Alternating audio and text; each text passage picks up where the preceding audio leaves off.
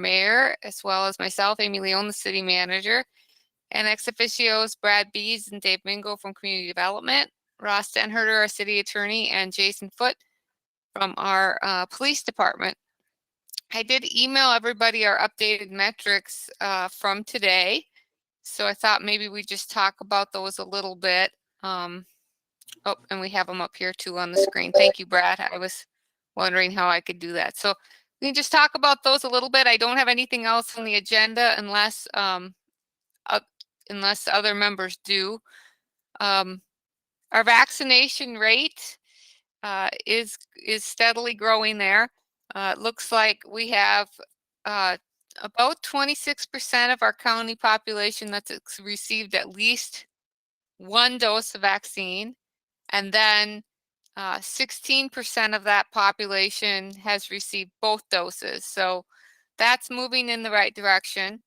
From every indication that Liz Healy from Avera Sacred Heart Hospital gave today at our noon meeting, it sounds as though there will be some access to Johnson & Johnson vaccine for our area, so that will continue to help out our vaccination efforts. Last week, I believe some of the pharmacies began to vaccinate. So we have sort of a two-prong approach there with administration of vaccination, and looks like it's steadily moving into the next phase of eligible folks for vaccination. So feeling good about that. Our case numbers are going down. It looks like 32 active cases today, so a few less than last week. We're not quite at the goal we set of being below 25 for any given week yet, but it looks like we're headed that way slowly but surely so far. So feeling good about that as well. The hospitalizations today, it was reported Avera Sacred Heart has one COVID-19 individual or patient hospitalized here in town.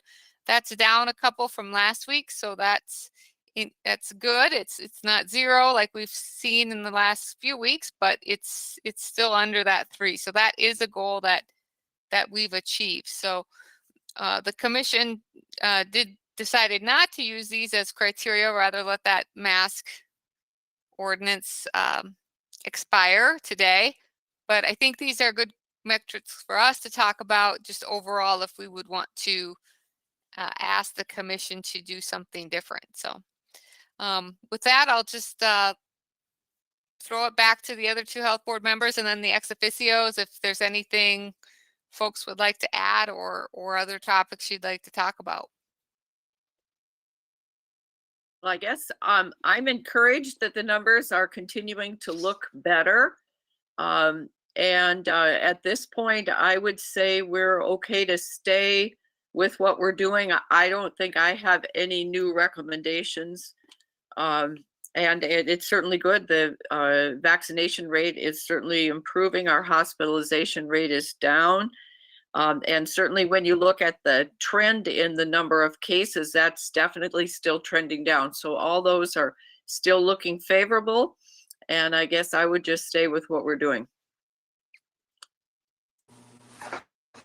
Yeah, Liz Healy noted today that a majority of the 65 and older population has been scheduled to get their first vaccination shot. So of course, the more of our elderly we can get vaccinated, the less chance there is that we'll see more hospitalizations and serious complications arising from COVID.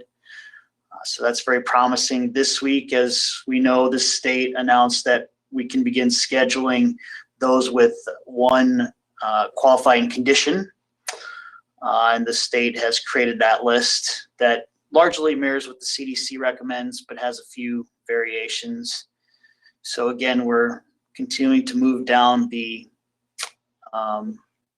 schedule there, and so that's all great. The more we can get vaccinated, the closer we are to the end of this.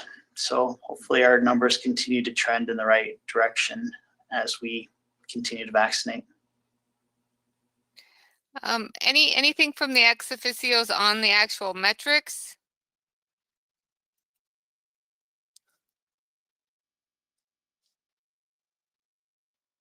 I don't have anything. Looks like we're holding steady at very low rates, and with vaccinations increasing. Nothing specific. We started thinking about how we're going to display the information once we don't have a two vaccine options out there in hopefully a not confusing chart. But we'll figure that out when we're faced with the problem.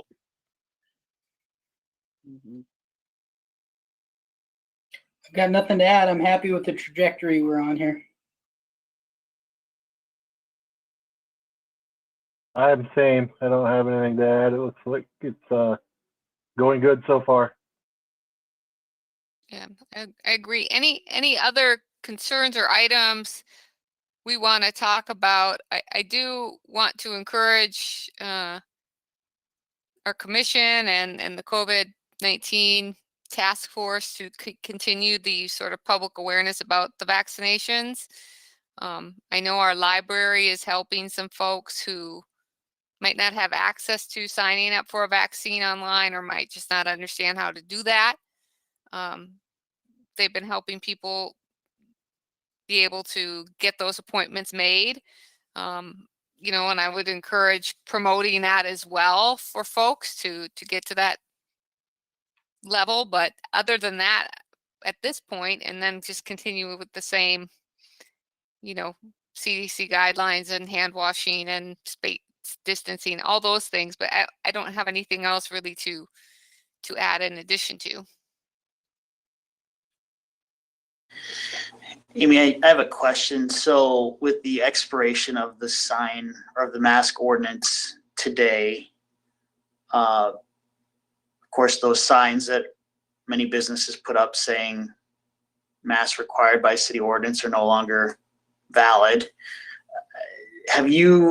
Has city staff put together an alternative sign, maybe something along the lines of masks recommended by city resolution, something that sounds like it has authority? If property Nothing owners that want, sounds like it has authority, but we do have a sign. So I don't know. I won't put Brad on the spot to pull it up if it's not handy. But he and Kristen work together, and we have a revised sign that says please wear a mask. There it is. So if people want to download that and put that in their business or their home, they can do that. You know, we talked about the language there, and we know that not everyone knows the difference between a resolution and an ordinance. And so since we were taking off the I guess stronger vehicle, meaning the ordinance, we felt that our language should be reflective of not having a enforceable law. And so we know that a resolution isn't that, but not everybody understands that. So we don't want to create more confusion. So you'll see this sign in some of our public buildings, all of our public buildings probably. We do require people to wear a mask, for example, in the library. So some of the entities that are governed a little bit independently of public buildings, and residents may go into some stores and some stores may absolutely require it. So they might see no difference. Some may, have it be a little more optional now, but by and large, I still think it's a good idea to put that mask on. We don't know who's all been vaccinated, and we're not quite there yet. We're at a very not quite 25% on fully vaccinated folks, so we've got a ways to go. So that's the sign. You can download that, and we also have them available at the library. Our police officers also have copies of that if that's something people would like for their business or for their home. And here at City Hall. Yes, you can come to City Hall if you want one. Put on a mask when you come in if you get one. thank you for making sure that people have an option if they want to continue hanging a sign in their place of business. Yep, sure thing. Yeah, I like the sign. It's more of a polite request, which is hopefully will not be off-putting to people. So Yeah. So we'll probably see some of those. And some people will still stick with the signs that they've had. I know some of those that were chains had their own signs that they were using. So we'll try be as helpful as we can in communicating all those things. So anything else from the health board or the ex officios?